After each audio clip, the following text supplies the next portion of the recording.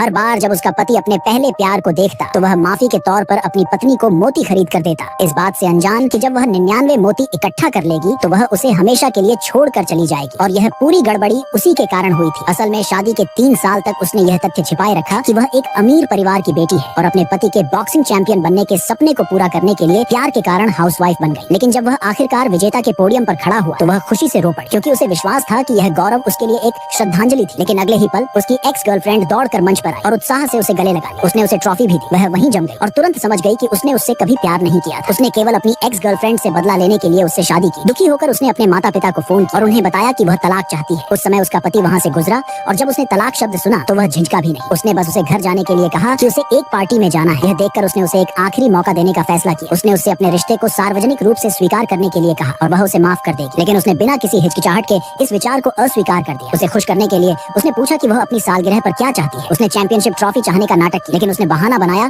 कि क्लब को प्रदर्शन के लिए इसकी जरूरत है। निराश होकर उसने मोती मांगा। मोती का अर्थ न जानते हुए भी उसने उसे सबसे बड़ा मोती दिलाने का वादा किया। जब वह चला गया तो वह निराश होकर वहीं खड़ी। अगले दिन उसने 7 दिन बाद जाने के लिए फ्लाइट बुक कर। उसने सामान पैक करना शुरू कर दिया और अपनी सगाई की अंगूठी पकड़े हुए उसे अपने पति के प्रस्ताव की याद आई और कैसे सब कुछ बदल गया। वह अपने आंसू नहीं रोक पाई। उस पर वह आया